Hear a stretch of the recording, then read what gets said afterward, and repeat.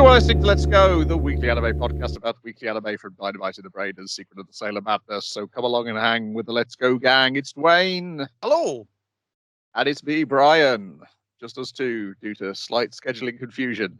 And in this episode, we are covering anime that aired the week of January the 27th to February the 2nd, 2024, starting with the one thing we watched that didn't air that week, but we watched it this week. Akuma-kun, episode 12, Sacrifice. We left it last episode where Akuma-kun the second had just shot his dad. And everyone was like, oh my goodness, why do you shoot your dad? And he's like, calm down. Of course, this is not my dad. This is a trick. And yes, indeed, it was actually some sort of Pseudo angel? Yeah. It sort of dissolves pretty quickly. And like from shooting an angel in the fucking chest and it dying with turns out holy water bullets. If they wouldn't affect a human, I was like, I'm pretty sure a bullet should affect a human, but I don't fucking. That shows you what I know. Anyway, but based on this is like, okay, so if holy water works on an angel, that means he's evil, which means he's a demon because he's a fallen angel. So we're probably good. This gun full of holy water will probably do the trick. But he's whipping out that pistol so much in this episode, man. I love it. It is. So yeah, they go and face. God, I still can't pronounce his name right. Straphire, that's it. Straphire. Yeah, I just want to call him Stratusfire every time. That's not his name. That sounds like a Transformers name. Straphire, yes. So they go up against him. Mephisto tells his dad, I'm going to deal with the dad. You stay out here. I couldn't sit there to see anything happen to my dad. Instead, something terrible is going to happen to me instead. I feel like your dad should have been there to help you out.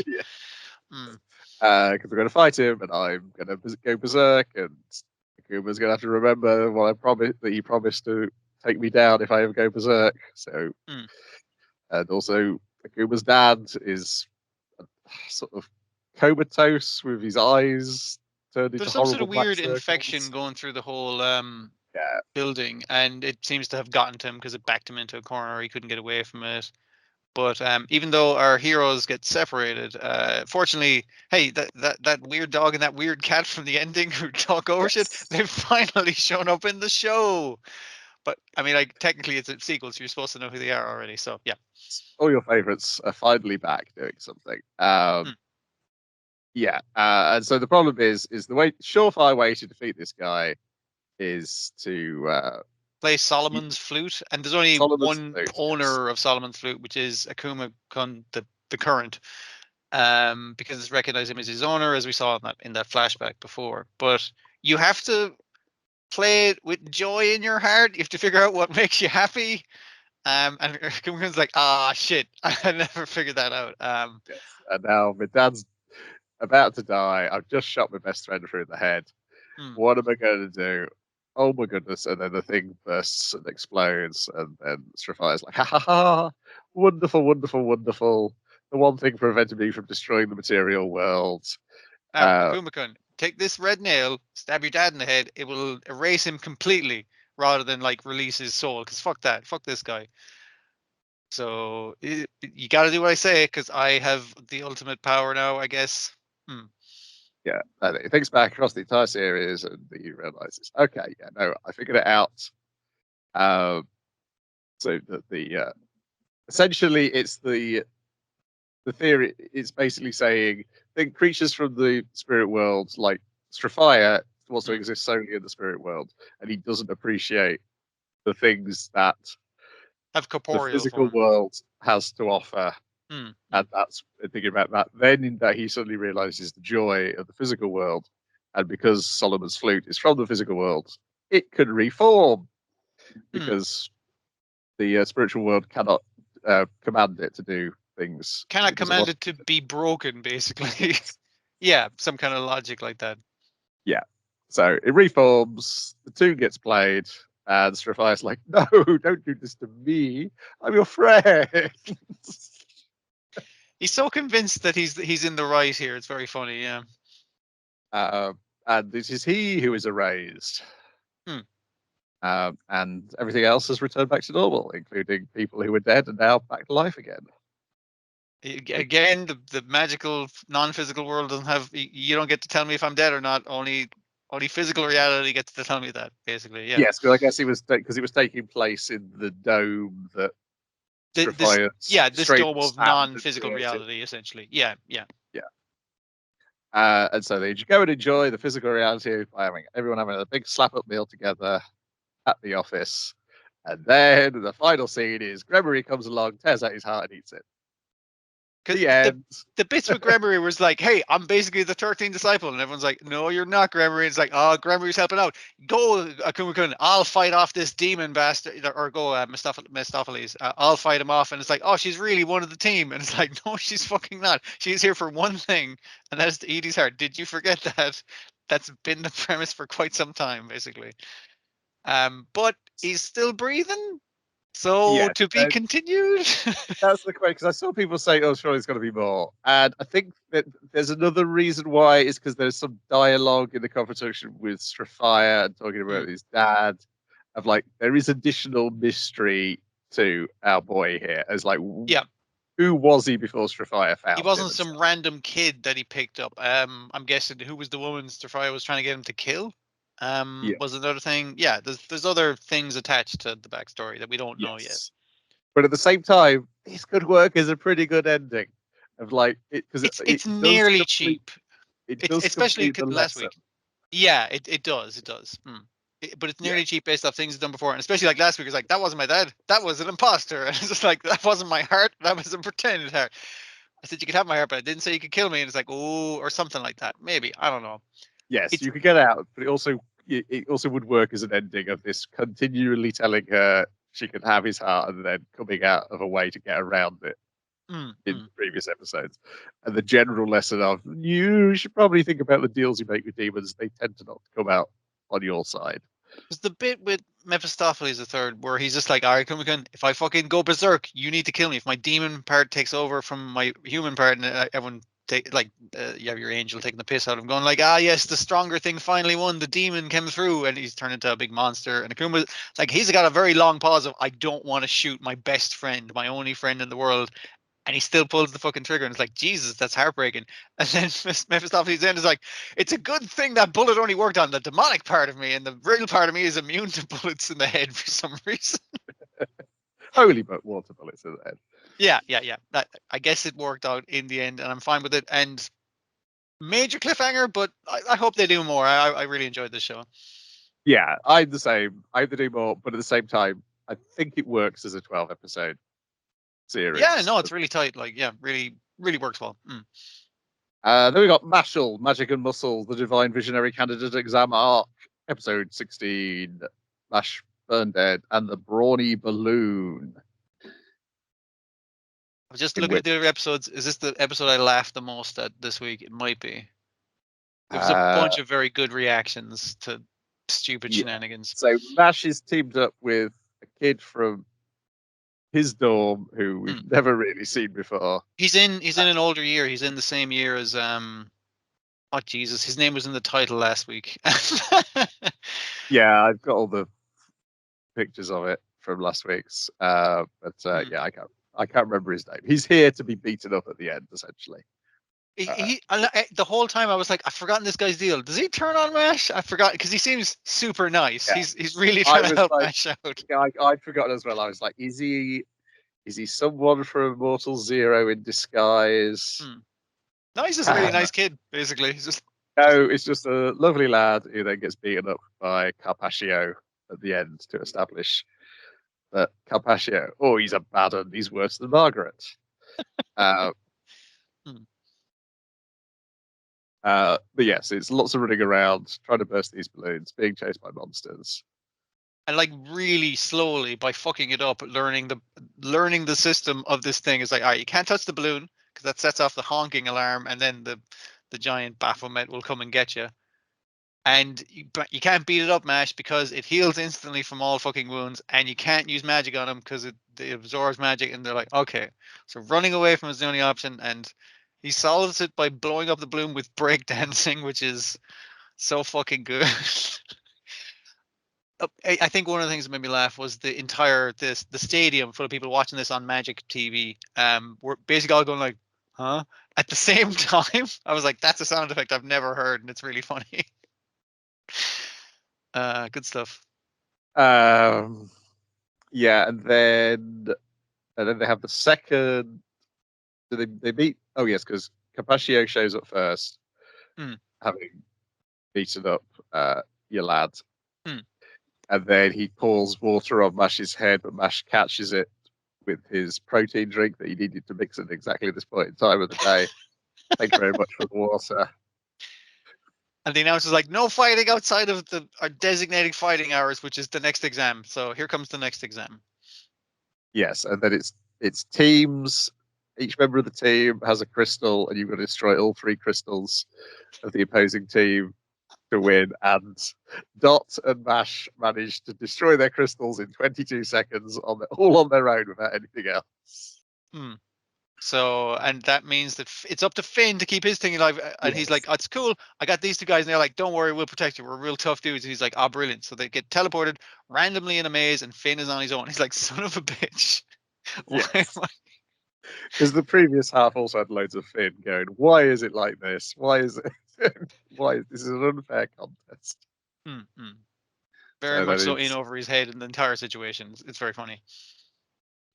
it is. He is also the only sensible one Yeah. of Yeah. the, well, I guess most of the characters. Mm. I guess they just get stuck in the maze at the end. It's just Finn crying on his own, basically. Yeah, that's how it ends. Good stuff. And again, like this, as your battle shonen manga kind of goes, it's like it's a very silly version of that, so it works quite well. Ridiculous feats of strength in the stupidest way possible. So yeah. Excuse me. Then we've got High Card, Season 2, Episode 4, Once Upon a Time. Hmm.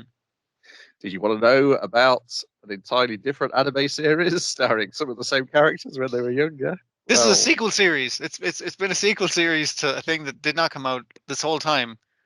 Hmm. so essentially, this is the origin story of Theodore and what's the other guy's name from the Syndicate? Twisty Man. Ban, is that him? Can't remember his goddamn name. I remember his whole look. That's gonna bug me. Anyway. Well, I'll look it up. Should have looked it up beforehand. There's a Ban lot of Klondike. names. It is Sorry. Ban. Yeah, it's Ban Ban. Klondike. Okay. Oh, it's because Yeah. it's Klondike. Yeah, I probably had that in my head. Yeah. But Yeah. So essentially, their origin story is being told to Finn by the head of Who's Who. King has shown up to Yes, gloat and be a bastard. It's like, that's right, I'm the villain. Let me tell you the backstory of everyone just to show you how fucking dumb and crap you are. my And childhood friend and great rival, Theodore. And we see that they barely knew each other. like when all this shit is happening, like King is outside, like having a cigarette or something. Like I can't remember. He's like, no, he's not in the scene basically of all this shit happening. And But it's been told by him, and simultaneously it's been told by Greg, yeah, the detective to the captain Sugar to the Peas. Sugar Peas, her name is. It's a Sugar ridiculous name. Beast. Such a good name. Why can't I remember it?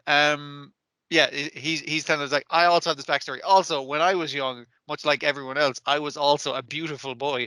So so that works out. Yeah. So we see a lot of them, like how they met, how It's kind of like high card forming naturally, where he's like, I have to confiscate all the cards. Hey, you Twisty Man, who help me resolve the situation. Give me your fucking card. And the dude's like, no, it's my fucking card. And then our old man shows up. He's still a bit jowly, which I do like. He shows up and is like, hey guys, you guys work really well together. How about we do this as a fucking job? Down at the old the car fucking lot basically. And yeah, they start working together. They have great times. The detective is there too because he's agreed to inform them about card crimes as long as they come and confiscate the card, and he'll stay out of their business, they stay out of his business. Win win win. And also they drink together. They're buddies. They keep saying it's like, you became my buddy. That kind of way. Yeah, it's essentially like saying, it's making clear that they had the sort of relationship that Finn and Chris had. Yeah. And similarly, Ban wanted to use the cards for some sort of selfish purpose, possibly to save a family member, similarly, Hmm. to Chris. And that is what's caused the split, and why Ban he explains that in present day, he explains to Theodore that they're going to kill the Joker. And if they kill the Joker, then that will allow the cards to be free, and that's I all he think wants is the Joker. Joker is the king's card, and if you kill the Joker / the fucking king, or the guy who's going to be coronated as king, then that means everyone gets to keep their card, and the powers don't get absorbed back, or something like that. Yes. Um, yeah, I sorry. guess they're planning on playing a hand with all the cards that they've got, and I guess they're going to make Tilt play the hand. It seems like they're Yeah. forcing Tilt to do something that he doesn't necessarily want to be doing, but out of sort of some sort of debt he owes the Klondike, he's going to do it for the family. Hmm. Yeah, there's clearly like bits of the Klondike relationships that we're not fully seeing yet. It's very much so like, yeah, again, this is another separate show with different characters that have their own fucking motivations for doing things. And I really like that it has that. Like I joke that it's like they're all beautiful men, like going around solving card-based magical crimes. But it's like, no, they're actually like, the characters work quite well. They're all formed, and even the guys who are side guys are doing their own thing. And I love the fact that it's even pointed out by the characters in it that they point out, hey, wait a minute, the kingdom come down here to cheer me up, because that seems to be what he's doing. Like he's walking on. It's like, yeah, he's just being he's just the nicest guy. Let him keep his fucking card. That guy's all right. And his two worker guys going like, you're overstepping there a little, sir. And he's like, oh, sorry, yeah, I'll back off a little. Like he's so Yes, nice. He's great. yeah, I love how they have to keep him under control.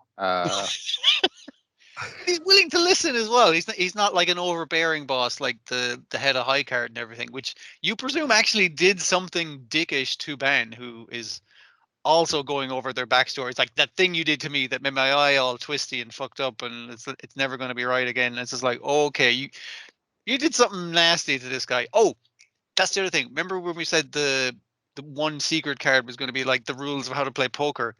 That's his power. He's got the magic eyes that can see what card you have, how it works, where you are if your card makes you invisible. Like it's it's just the rules of High Card is basically his card, which is Was it so good. Valor? Is that the Yes, that's the name of it. yeah? Yeah, yeah. I was like surprised that Sugar was like, okay, that's great, but can you explain me how this 13-year-old girl who's dead is wandering around blowing things up? Probably Any magic idea? card shit. Yeah. Yeah. So yeah, this was a good like filling in the gaps, and it was done in a funny way via King. Yeah. Like any other show might have done a piss poor job of the lore fucking dump, but it's just like, because it's done, the lore dump is done through characters and those fun interactions. It works very well. Yes, because the fun with King is what he's saying and what you're seeing are being contradicted by Mm. which is so you trust the visuals because you're also getting it from Greg, who has Yeah. no reason to lie. But it makes all of King's stuff very funny when you see him in the shot doing things. We don't know how he got his card, but No. I assume just to keep up with Bad and His Theodore. rivals, obviously, he needed to step up to his rivals kind of level of stuff. Yeah. Uh, yeah, good fun episode. The writing on this show is very good. It's better than the animation a lot of the times. But the animation Yeah. fine. It's a fine. It's It's an functional. average It's not animated ugly show. or anything.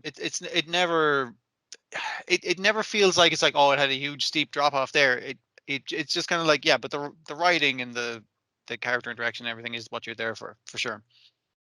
Bushigiri, episode 3, Love at Fist Fight, the one and only quail in the world. Let's So see. we've got the gang from the posh school trying to get the two gangs from the delinquent school to wipe each other out so that they can be the top gang in town. There's manipulations going on in the background, and both I can't remember the name of either gang, but the blue gang and the green gang are both kind of like their leaders kind of know, no, we don't strike back. This is an obvious fucking plant. They beat up like at one stage they beat up one of the guys in a toilet and leave behind their armband as a clue. And just like, no, that's obvious as fuck. We're not going to fall for that.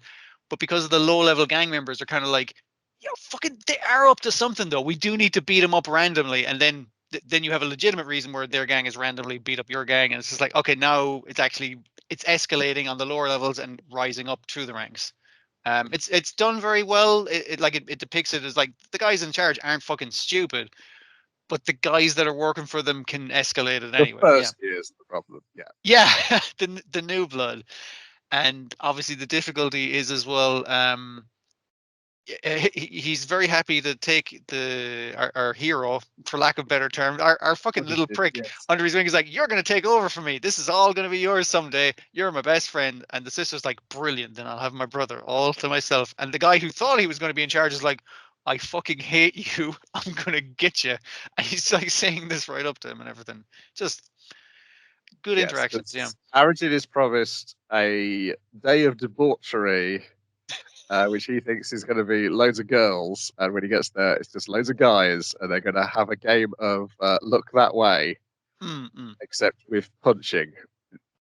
So if you turn your head because you have been punched because you look that way, you're out. We're gonna separate into seeds. You're gonna be in the top thing with me, kid, because you got that killer punch, and we gotta show you how the game works. You know, it's the basic game. And he's like, this is not the basic game. This is very different. And he's like, Genie, please save me from being punched in the head. And Genie's like, all right, I got you. And he holds his head in place so it doesn't move when he gets punched. And I was like, that's very good. This guy's Uta's hand, and then he has to go to the toilet because he doesn't want to, I assume, see anyone see him cry. Probably, yeah. And then later, Arjun, out of fear, needs to go to the toilet before Marito's about to punch him in the face. And that's when they discover Uta, and that's when they see the fake clue, and it sets all the things off. Then we got Maraho saying, "Oh, yeah, you should challenge my brother to become the leader. That'd be great." And that's when Arjun is finally like, "Okay, Senya, I think I've decided now that we should merge." Because Senya's been going, "Yes, merging is a thing a man wants to do." To another merge. Man. I'm looking at your butt crack. Looking at the, I don't know what the nice word is, but the little tramp stamp that's growing in very nicely down there. Also, I love the fact that your man's like, he's training in the bedroom and doing like punches and stuff, and he is like some of the worst fists I've ever seen. Like just like putting your thumb underneath the tips of your fingers to form a fist. I was like, that's mad. I've never seen that before. And then Matakara confronts Maharo like an asshole, grabbing her by the arms, and she quite rightly screams the shit out of him. It was nearly like, it could have nearly been a romantic moment because it's under the leaves and everything like that. But it's like, he does grab her and she's like, get the fuck off me, screams and runs away. And also, she only has eyes for her brother anyway, so it wouldn't work. So, yeah. So then in gym class, Matakara and Arjun get paired up, just like when they were in elementary school. Except your man's fucking stacked now. He's huge. And we get more of the thing every episode of Matakara going, do you remember when this happens? And we get Arjun having the flashback to when that happened. And then suddenly Matakara, no, I don't remember it. What the fuck happened? Because, like, again, our hero seems like such a dick. And I'm kind of more on this guy's side so far. He seems nice. And then eventually we have Marito, because everything's escalated back and forth. A lot to do with the first years on both sides. He rolls up to confront Kenshiro and find out what they're going to do about it. I think my other favorite thing was the your man, like it being mistaken for him doing like the very soft punch, the secret Chinese technique, where it's just like, it's like, what is he looking at? It zooms into his eyes. Like, I thought he was going to do the fake. I was like, he shows no fear. It's like, no, he's trying to look up a girl's skirt that's walking on like an overpass, and your man looks over at the girl's skirt, and it's like, and they're both like, oh fuck, neither of us could admit to what just fucking happened. or we'll both seem as creeps, basically.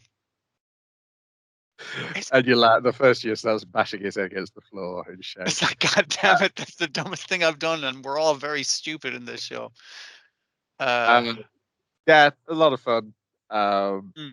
Also, the other thing is the leader of the bad guy school from out of town, from Yes, posh the school. posh school. Yeah. He's talking to somebody who his gang can't see.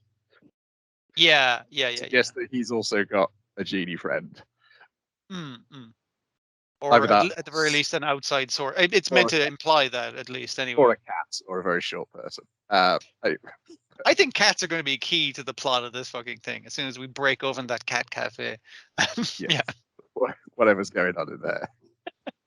Is it something illicit or is it something innocent? Just don't know. But yeah, nobody got punched in the stomach this episode, but plenty of time for that.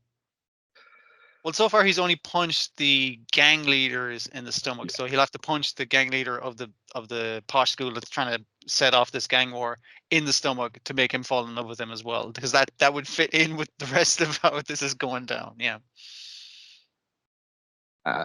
Then we've got Sengoku Yuko, episode 4, Jinka and Humans. I've still cut this out of my diet, so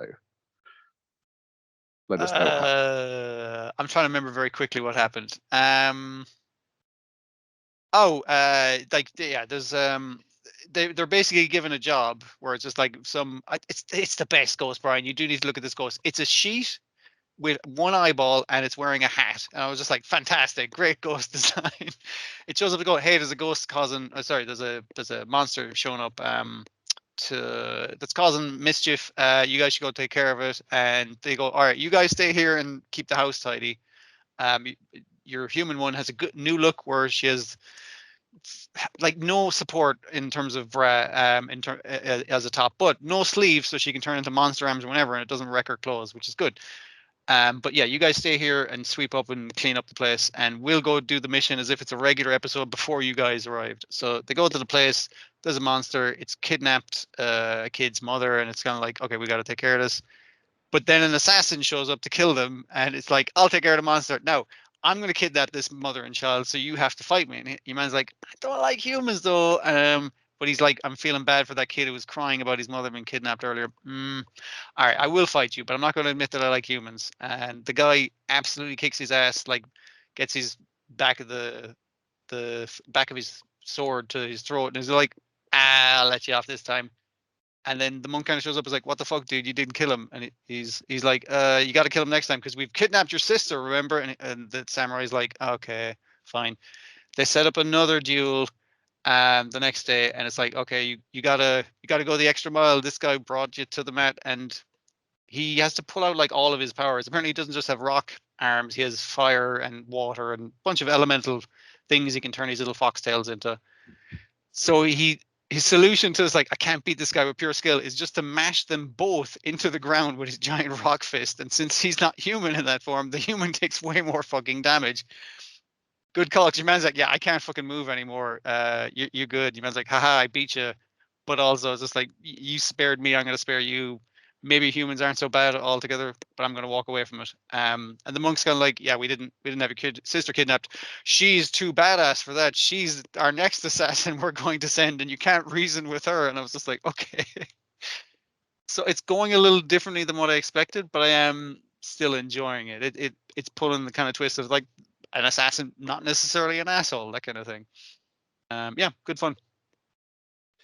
Yes, then we got Metallic Rouge, episode 4, Freedom and Phantoms, in which they bring Rouge in because they suspect her of doing the murder.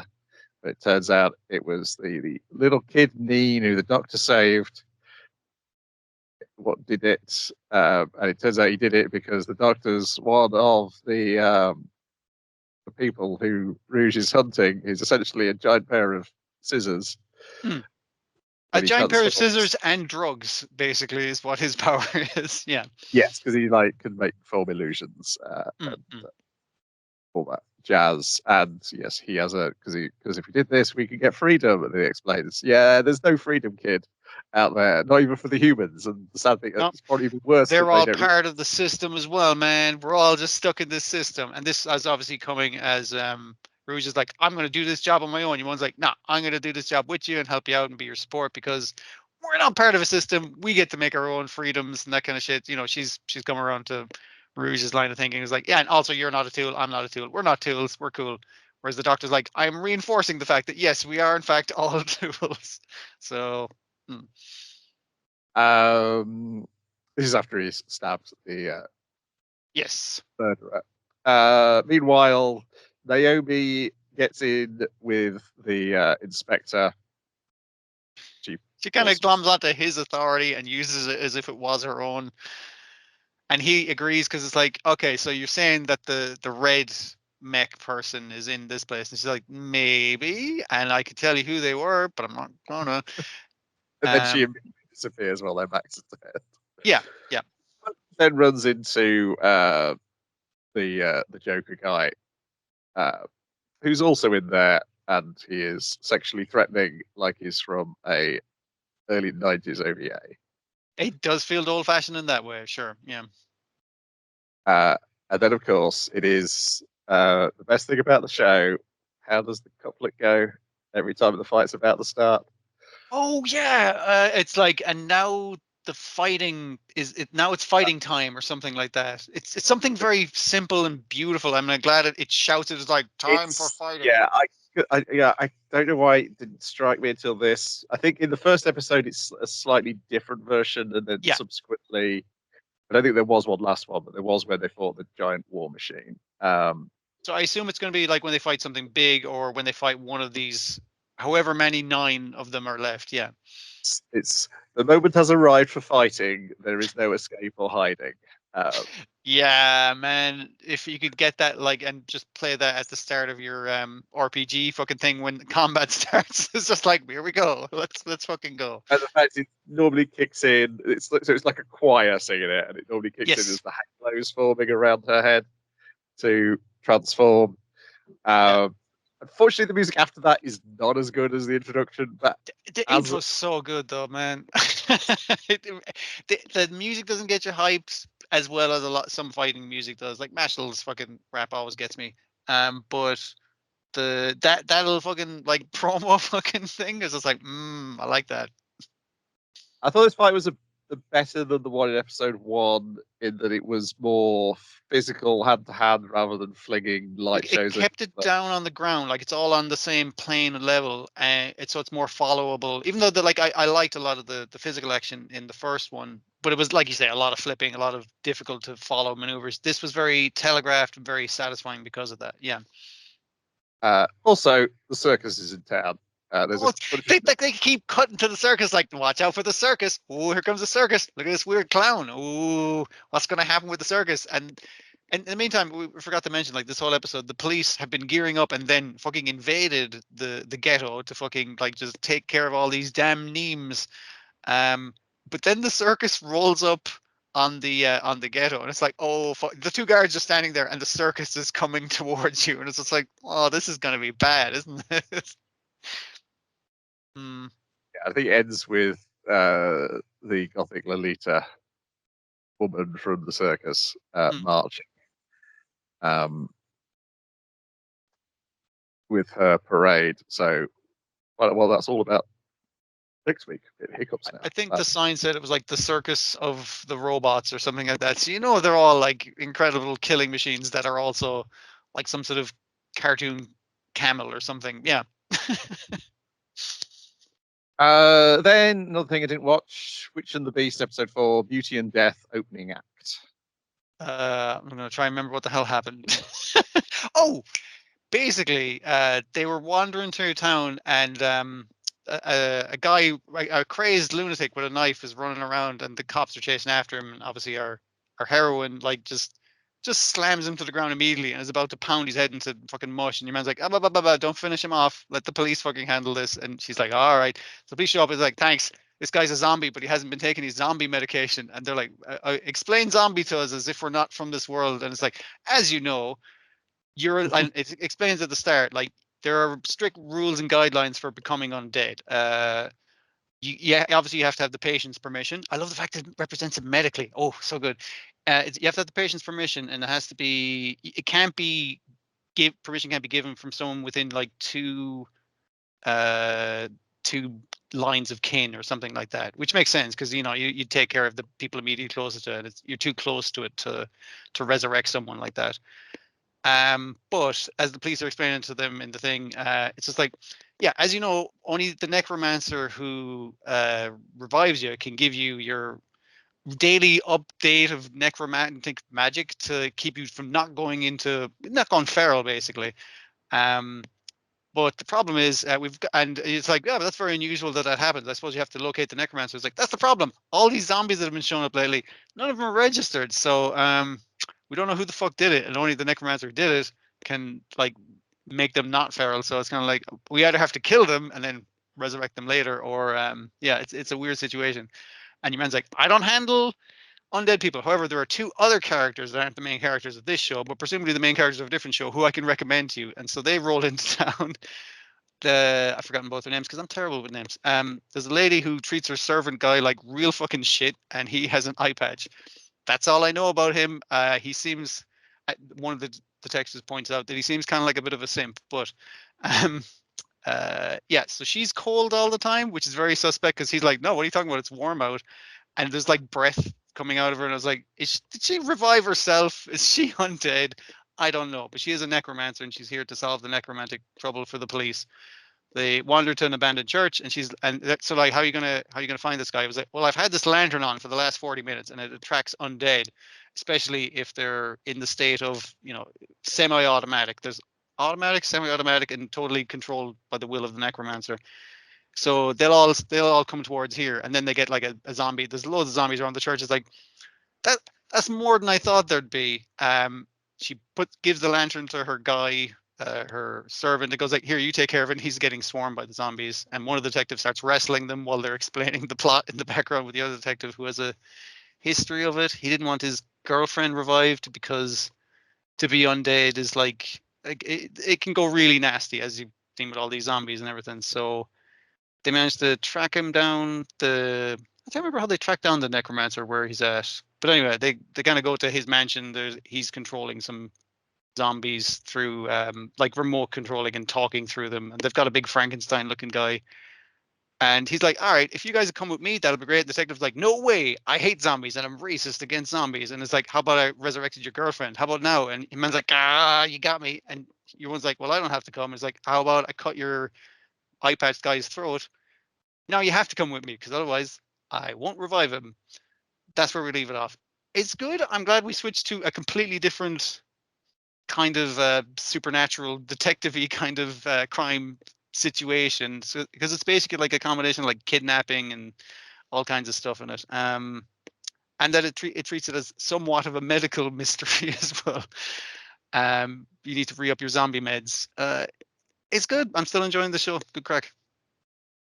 Then we've got Delicious in Dungeon, episode 5, which I think is Snacks and Sorbet. Yes. Yeah. In which we are introduced to another group of adventurers at the start of the episode who are planning on going into the dungeon. They're discussing like a limited amount of supplies you can take before you got to come back.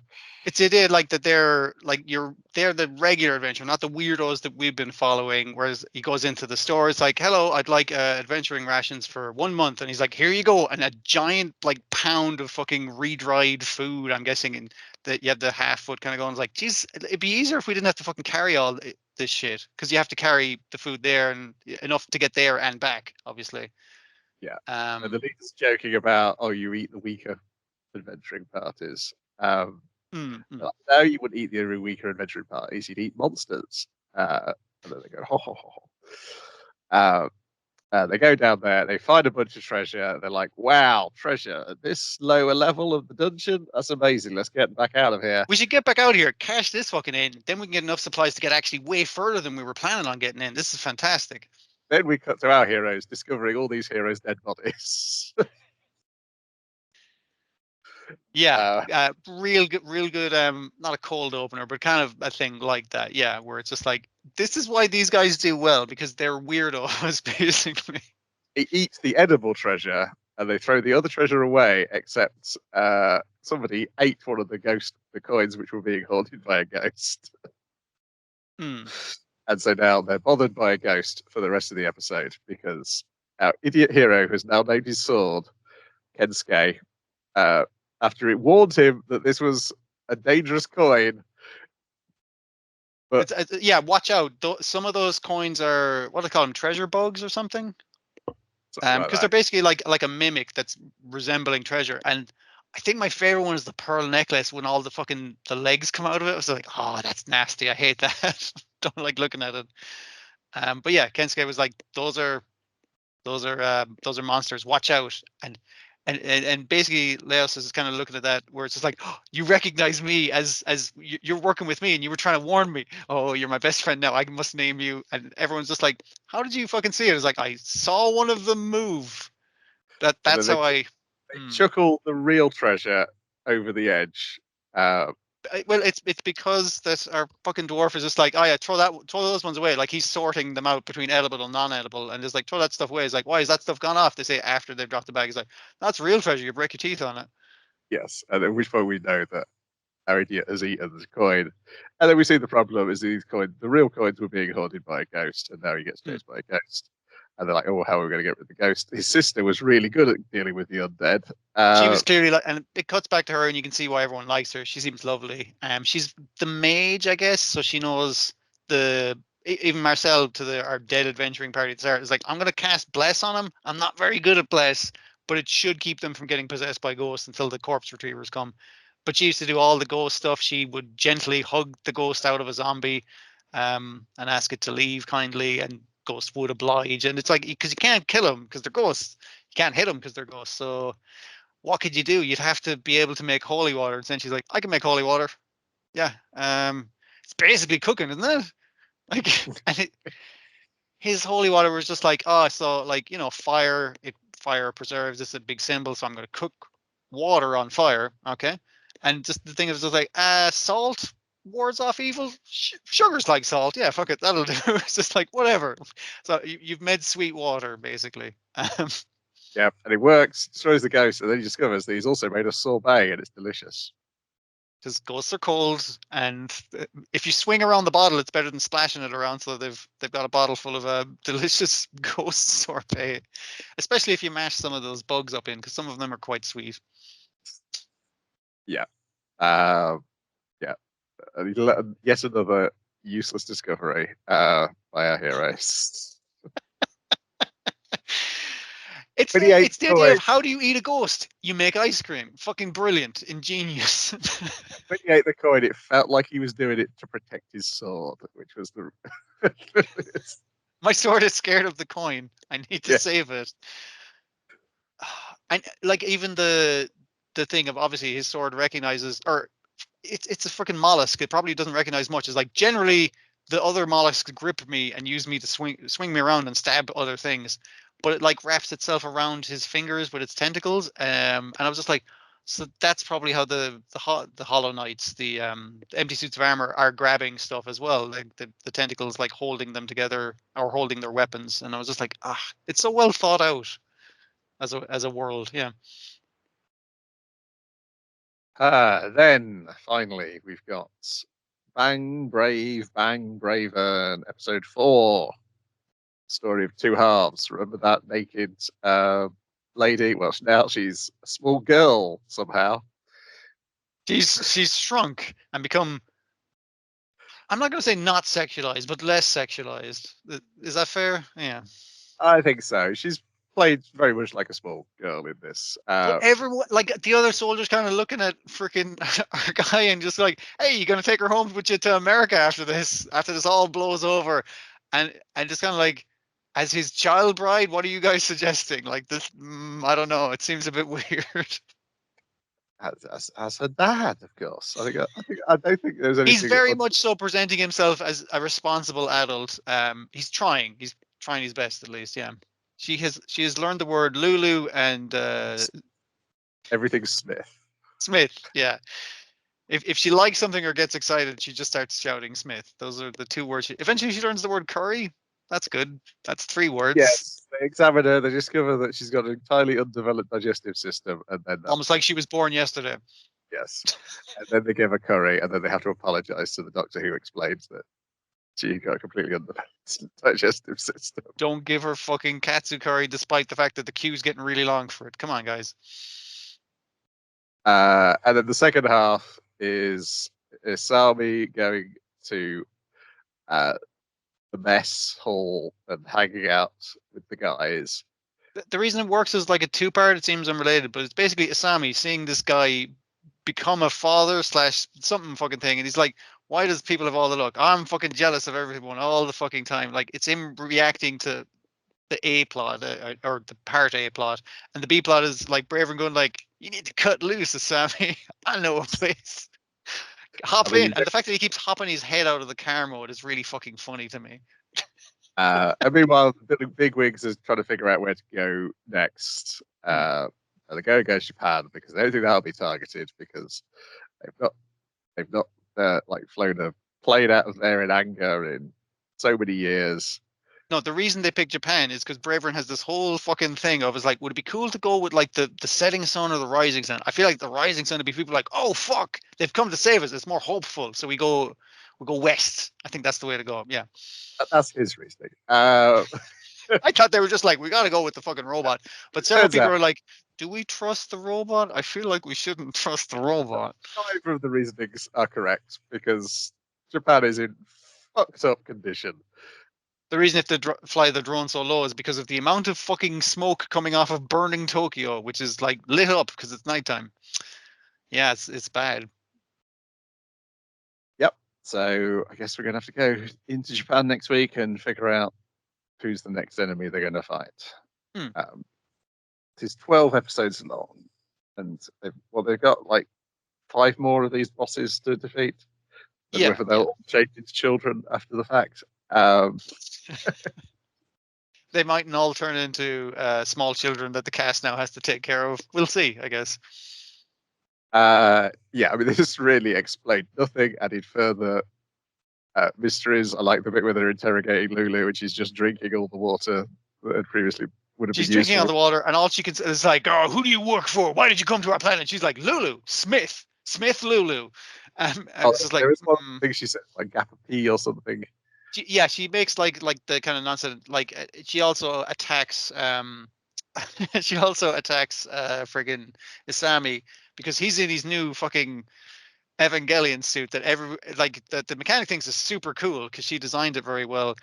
Even has airbags and stuff in it, and it has a power reducer, so it won't blow off all your clothes when you do special attacks, which is great. But he's at Smith, and she's like, no one fucking takes the piss out of Smith, so she decks him, sets off his airbags, and he's dragging around his airbags for the rest of the scene, which is really fucking funny. So, and in that moment, she also starts shouting what seems like gibberish, but I assume is weird alien language, for lack of a better term. Yeah. Also, the women give her a makeover. We know she gets a bob eventually. We saw it in the opening. So. Dear.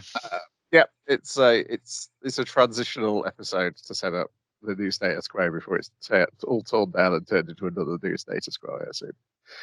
Yeah, but I mean, like, everything's been calm, everything's been nice. It's how to raise a girl on a military base as a guy who didn't have a girl yesterday, that kind of thing, and it's all very fun. And Asami's like, hey, cut loose, Asami, get drunk with the guys. Everyone's gonna buy you drinks because you saved everyone's lives with me, Bravern. And Bravern got some sausages out of the deal. It's like everything's nice.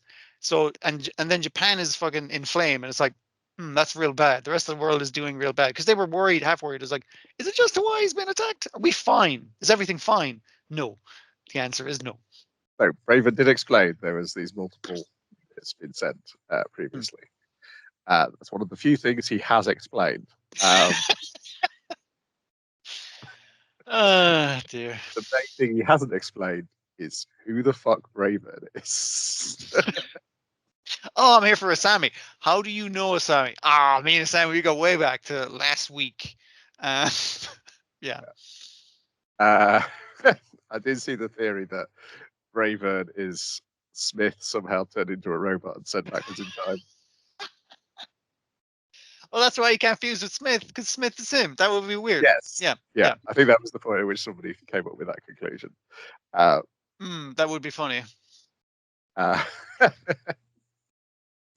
we will see. I assume there's going to be an explanation, if not a sensible one, for all of this. I hope it's a really dumb one. I hope Braven isn't actually here to spite us or as a trick from the aliens. It's like, no, it's just one of these robot aliens is a fucking weirdo. Like, that would be an excellent explanation. That's all I fucking need.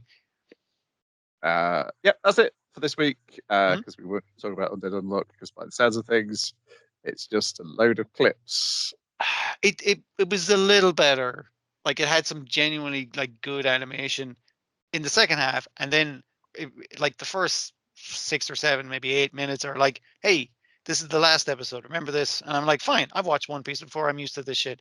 And then in the second half, some really good bits, and then replaying bits again in that. And I was like, God fucking damn it! You can't replay the same bits from the same episode. Come on, guys. This isn't Clerks. Rightio, we'll be back hopefully with all three of us next week. We will see you then. Ta-ra for now. Bye. That stop button.